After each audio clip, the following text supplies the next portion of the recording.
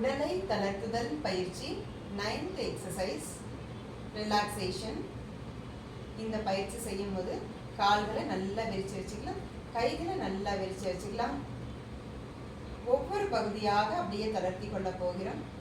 உதாரணத்துக்கு கால்கள் இரண்டும் ஓய்வெடுத்துக் கொண்டிருக்கின்றன.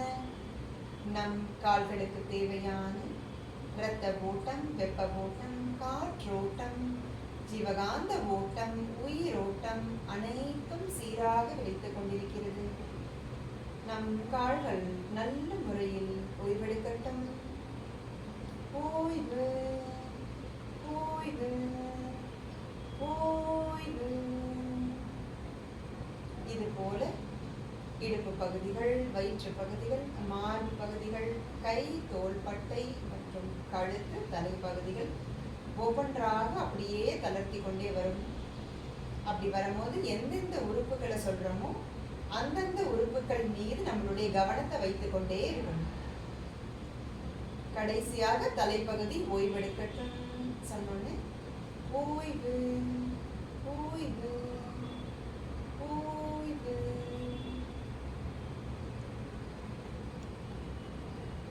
இரண்டு நிமிட ஓய்வுக்கு பின்னாடி நம்ம மறுபடியும் இயல்பு நிலைக்கு திரும்புவதற்கு கால்கள் ரெண்டையும் மெல்லமா அசைச்சுக்கலாம். இன் அவுட் இப்படி மெதுவா அசைச்சுக்கலாம். கைகள் ரெண்டையும் அப்படியே பசைஞ்சு விட்ட மாதிரி மெதுவா அசைச்சுக்கலாம். தலையை ரைட் லெஃப்ட் மெல்லமா அசைச்சுக்கலாம்.